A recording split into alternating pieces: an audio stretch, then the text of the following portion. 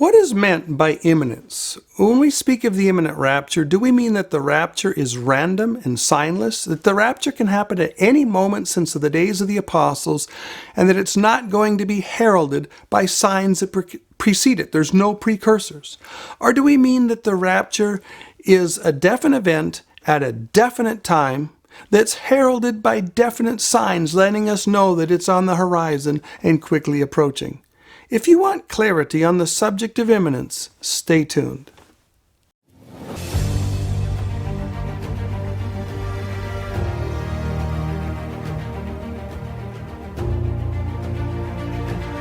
Hi there, I'm Lee Brainerd. Welcome to Soothkeep and another edition of Prophecy in the Crucible. My mission is truth, particularly truth in the prophetic arena. Truth at any cost, truth above every other consideration. Today, we are going to talk about imminence, and we're going to look at the question of whether the imminence that we see in the Bible is random or sign-based. Now, random imminence is an interesting thing because it implies that there's no nearer and there's no farther. There's not a determined day. It's a random variable that can happen any time since the days of the apostles. There's zero correlation between the rapture and signs. There's zero correlation between the rapture and current events. On the other hand, the sign-based imminence implies that there is a definite date that has been set, and that this day can be farther away from us, it can be nearer to us, it can be distant, it can be close. There are signs that are going to herald this approaching judgment, this approaching rapture. The signs can indicate, at least for the savvy and the astute student, whether this is distant or near or very near. Now, there's a caveat here when it comes to the imminent rapture. And that caveat is that there is no signs that are going to give us the kind of information, the kind of intel that we need to pinpoint the day and the hour of the rapture with any kind of precision. The best we can do is guesstimations. And the fact is, we're probably not even correct on the year, not to mention the day or the hour. Now, personally, I don't regard date setting as heresy. I don't get really bent out of shape when people start setting dates, even if they append on it that they're certain this date is the date of the rapture. Now, I think this is not a wise policy. I think that setting dates is an unforgiving endeavor. The fact of the matter is 100% of those folks that have set dates to this point have shot themselves in the foot. Don't go down this date-setting path. Now, random imminence is a bizarre concept. I put it in the same category as unicorns. There are creatures that have horns. And horses are real animals. But when we mix horns and horses, we enter the realm of mythology. Random and imminent are two distinct concepts. Their semantic ranges do not overlap. They're mutually exclusive ideas. Imminent implies that something has a known nearness based on objectively discernible phenomena. Randomness implies that there's no certain nearness, no certain farness. We can't know whether something is near or far. It's based on a random variable, and there's zero correlation between that event and determining factors. There's zero correlation between that event and indicating factors. Folks, if the rapture is imminent, it is not random. And if the rapture is random, it is not imminent. To hold that the rapture is random, to believe in random imminence, is like denying the correlation between the clouds and rain. Folks, the same principles apply in the realm of prophecy that apply in the realm of weather. The Bible is clear, reading the signs of the times that warn us of the clouds of judgment building on the horizon, and therefore that warn us the rapture which is going to precede it is coming. The principles for interpreting the signs of the time are the same principles we use to interpret the signs in the heavens that indicate the weather.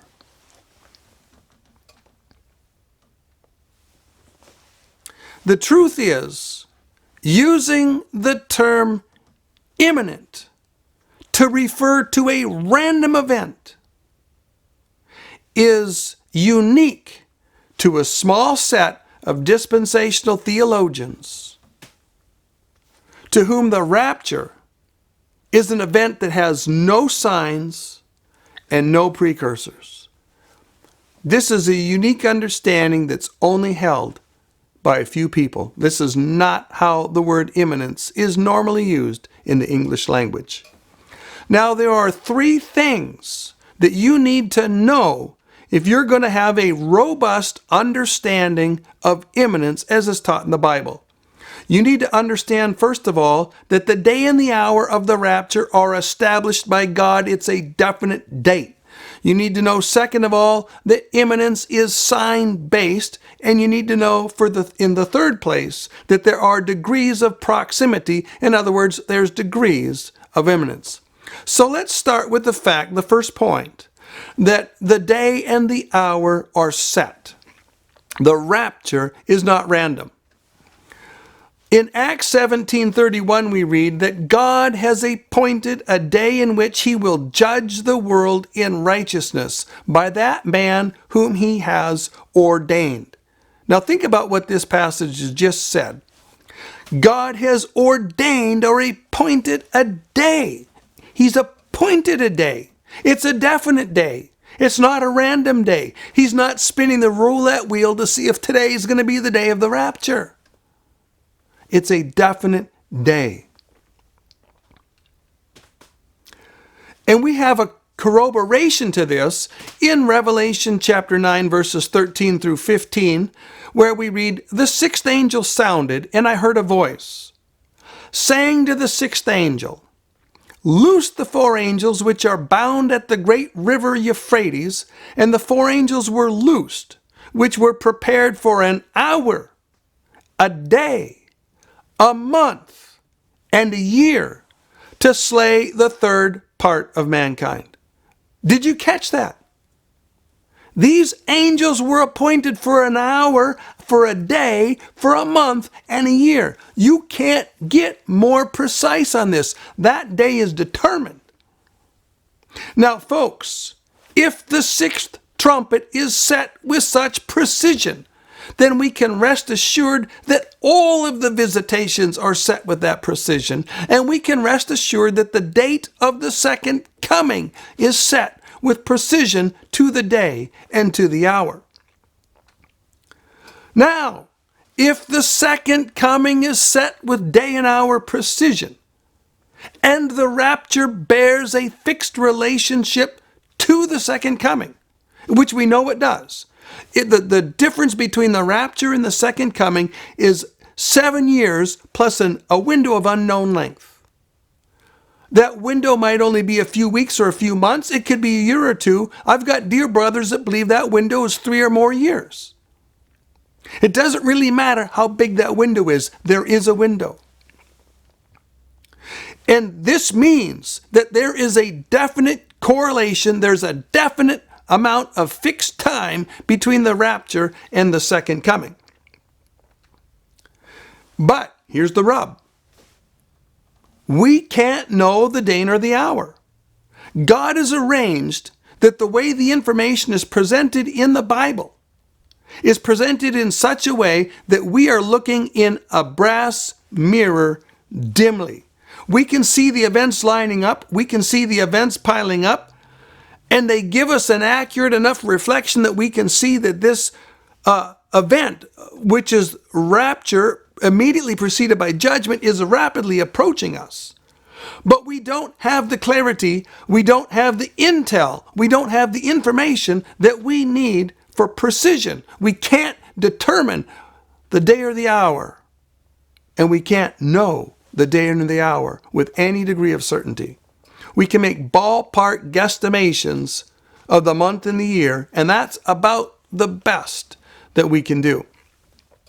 Now, two, I want to point out that the Bible doesn't direct our attention to the second coming as an event that's random. We're not exhorted to fixate on randomness. What are we exhorted to fixate on?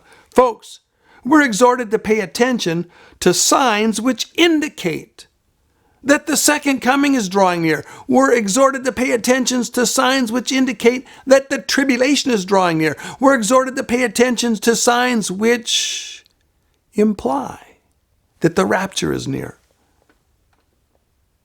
For instance, in Luke 21:28 we read, "When these things begin to come to pass, then look up and lift up your heads, for your redemption draws near." Notice the command to look up and look for signs. Folks, this is a command, not an option.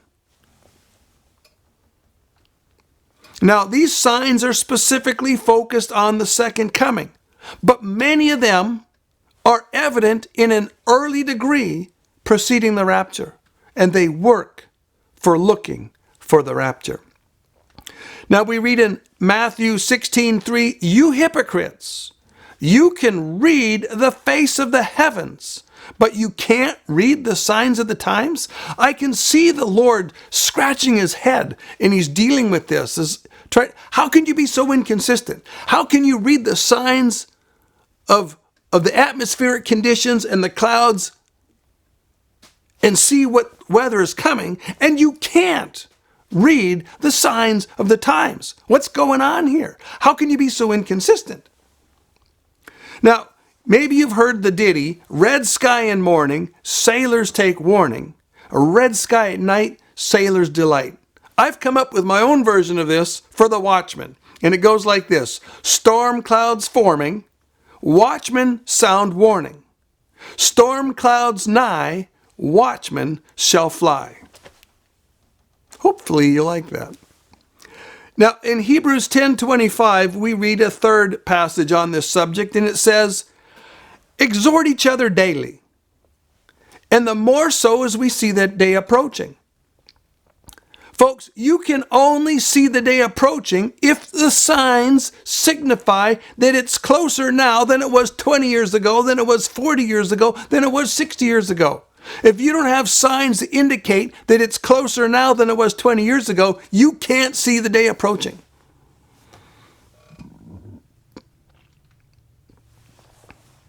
And the fact is, the rapture is closer today than it was in 1948. And the fact is, the rapture is closer than it was in the 70s and 80s when there was a massive flurry of prophetic literature and people got excited.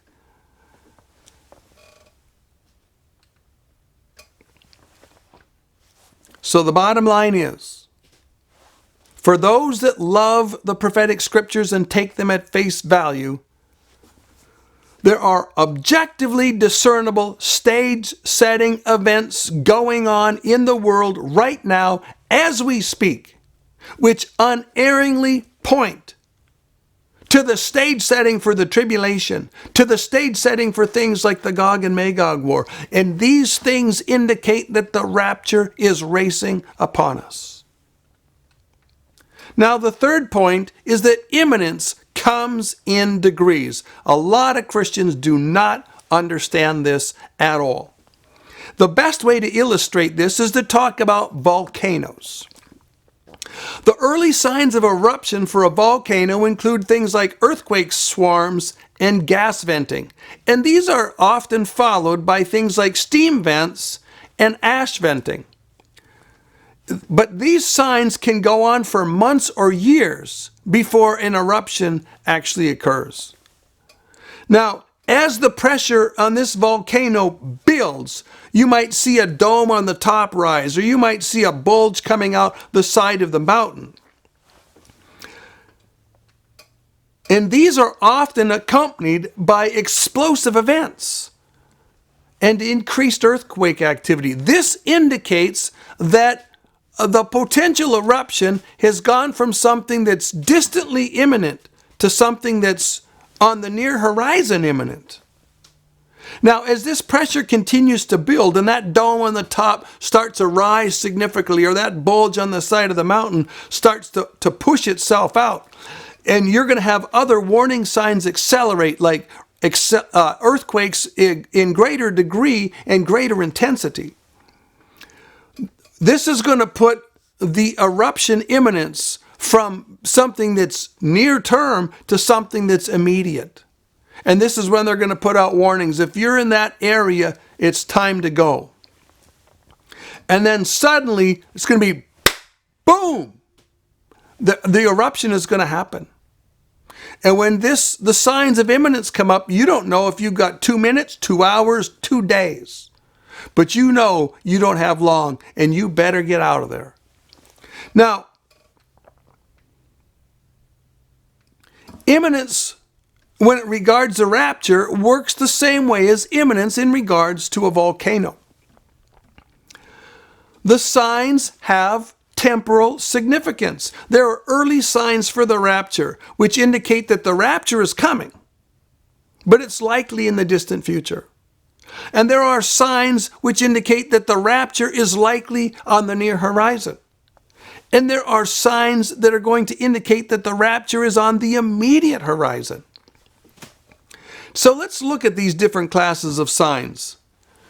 At the first coming, the world entered the last days in a broad or general sense. And since that time, the entire age has been characterized by precursors of the coming judgment, that is, precursors also of the rapture, that are of a very general sort. We're looking at things like wars and rumors of wars, and we're looking at wicked persecuting kings and popes who have come in the spirit of the Antichrist. As we read in the scriptures, you have heard that there's going to be an Antichrist. Even so, now there are many Antichrists in the world. And all of these precursors point to the imminent coming of the Lord. It's certain, and it's on the horizon, but it's probably on the far horizon. Now, believers look to these signs with great expectation because they anticipate, and they're not wrong to do so, they anticipate that these signs could quickly accelerate.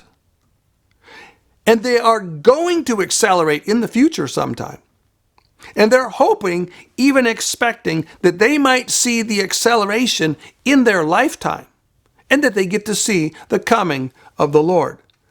But none of these class of signs, none of them, point to nearness in the sense that it's immediately near or very, very near. They just point to nearness in a broader sense. It's coming. And folks, if you don't understand this, I want you to understand that when we entered in the last days in this broad sense at the first coming of the Lord, we were already 4 days deep into the 6-day work week. We already had 4,000 years pass. 4 1,000-year days pass from Adam to the cross. That means we're 2/3 of the way through the week. We are deeply advanced into the week. There's only 2 1,000-year days between the cross and the second coming. So we are in the last days. We are near in that scale. We are near in that sense. But typically when we talk about the last days, we're not talking about the last days in that broad sense. We're talking about the last days of the last days. Now, at any rate, none of the signs that have characterized this entire age indicate that the rapture is in the immediate future or even the very near future. They just indicate that the rapture is imminent and coming. And they carry the idea, because we don't know how fast or when things are going to accelerate. They carry the idea that they could accelerate rapidly in our lifetime, and every generation of believers has looked to these general signs with the anticipation or the expectation that they could rapidly accelerate in their lifetime and they would get to see the Lord. At any rate, the end times pressure began building up in recent centuries. We saw things like rationalism and evolution and Marxism and the modern New World Order movements all coming together and all putting tremendous pressure on this world. And furthermore, in the 19th century, we had the rise of modern Zionism, which kicked the whole pressure up a notch. Now you have Israel return to the land, working towards becoming a nation, and violent opposition to that, and strong support for that. Now, this Zionism led to the rebirth of Israel in 1948, and in many ways that event marks the last days in its narrow or technical sense. And for those with prophetic perception, they understand that that generation that saw the rebirth of Israel as a nation, that at least some of that generation is going to be alive at the rapture of the church. Not every individual, certainly, but some of them. Nothing requires us to think of a generation as something that's like 20 to 40 years. When I was a kid, the last Spanish-American war veteran died. And later on, when I was still a young man, the last World War I vet died. And sometime in the near future, the last World War II vet is going to die. And these are the last representatives of that generation. And this is the sense that we have here. Someday, before the last person who was alive and has conscious memories of May 14, 1948, someday before that last person perishes, the rapture is going to happen. And to be honest, I think it won't be down to just one person. There'll be hundreds, maybe thousands of these people still on the planet. I like to say that the rebirth of Israel is in many ways a fuse for everything else that's happening in the prophetic arena. Now, in more recent years, we have seen the rise of neo-paganism. We've seen the rise of the same kind of perversion that roiled the earth in the days of Noah. We've seen the rise of horrendous anti-Semitism, and we've seen the global elite rolling out their plan to impoverish and depopulate the world. And we've also seen the population just starry-eyed, glassy-eyed, foggy-minded, not really seeing what's going on. Now, the truth is, if you don't understand this, the New World Order elite are planning to bring economic parity between the nations. And they are going to eliminate all classes in society except for two. They're going to have the vast majority of the planet is going to be the serfs, and there's going to be a tiny class of overlords that are fantastically wealthy and powerful. Now, all you have to do is look to Europe, look to Canada, look to Australia, look to New Zealand, look to America, look to China, and you see this New World Order stuff rolling over countries like a juggernaut. And 3 years ago, who saw this stuff coming? There was only a few prescient prophecy teachers who compared these obscure New World Order trends with Bible prophecy and saw this stuff coming. Some of us saw much of it coming, but there are aspects of this that few of us, maybe none of us, saw coming. At any rate, the pressures that are building in the world right now are expanding bulges on the fabric of world society, and these bulges are starting to manifest explosive events and earth-shaking events as the New World Order loving powers and kingpins start pressing their New World Order power and influence on this globe trying to bring their version of destruction. And there's insane pressure that's building for a time of tribulation, far beyond any tribulation that's ever happened to the Jews, far beyond any tribulation that's ever happened to any people or any nation on earth. This world itself is going to be in a time of tremendous tribulation beyond any tribulation it's ever seen in the past. And before this tribulation explodes on the world, the church is going to be taken out of the world. And then that trial is going to explode. So, the fact of the matter is, if you're catching the drift of where I'm going with this, imminence is on the accelerator. Like a kid that's driving a Corvette for the first time. And as the signs of an imminent volcanic eruption accelerate from signs that eruption is in the distant horizon to signs that eruption is on the near horizon to signs that the eruption is immediately imminent, so we are witnessing signs unfold in this world where we see the rapture accelerating from indeterminate signs on that it's going to be somewhere out there, to signs that the rapture is on the near horizon, to signs that the rapture is on our very near horizon. And the acceleration of these signs in their number and in their scope and in their degree continue to accelerate at a breathtaking pace. And this acceleration is probably not going to slow down. And if we're not already on the cusp of the rapture being immediately imminent, we don't have long to go. The preparations just for the Gog and Magog war alone, with Russia and Turkey and Iran and Syria, this should have prophecy students on the edge of their seat, nervous with anticipation, excited with anticipation, because we could be going up very soon. Are you ready for the rapture? Are you living the way you should be living? Is your heart what it should be? Personally, I believe that the rapture could literally happen any moment now.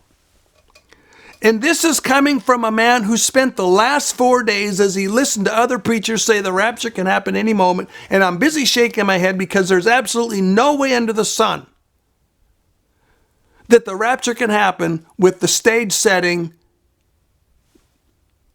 Well, the stage wasn't set. Folks, there's not going to be a decade or 2 decades or 3 decades or 4 decades or 100 years between the rapture and the second coming. There might be a few years. It's probably just a few months to a couple years, but not a decade or 2 or 3. And the stage setting for the last 4 decades has not been far enough along, in my estimation, to speak of the rapture could happen any moment. But right now, the events that have happened in the world and how fast the stage is being set, I believe we really have reached a point where it's not unreasonable. It's not jumping the gun to start talking about the fact, folks, the rapture could literally happen any moment now.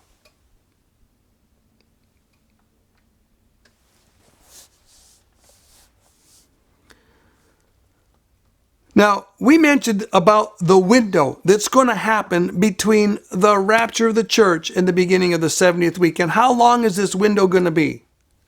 Good men vary from a few weeks to a few months to a few years. The one thing we do know, that window has to be long enough for a believing remnant to arise in Israel and get with God's program and seek Him for deliverance. So the rapture has to allow time. There has to be enough time, in other words, between Gog and Magog and the rapture, so that after the rapture of the church, a believing remnant rises up in Israel, and believing Israel seeks God's face for deliverance from Gog and Magog. That's how much time we need to have. And they are going to seek God, because they're going to realize when you see the most massive army ever assembled in the history of the world to that point, gathered against Israel, she's all by herself. America and Israel's allies are on the sidelines. And Israel has nowhere to turn but God, and they are going to turn to God. And they're going to cry, "Where is the God of Moses? Where is the God of Elijah? We need you." And God's going to say, "Here I am." And he's going to roll up his sleeves and he's going to go to war.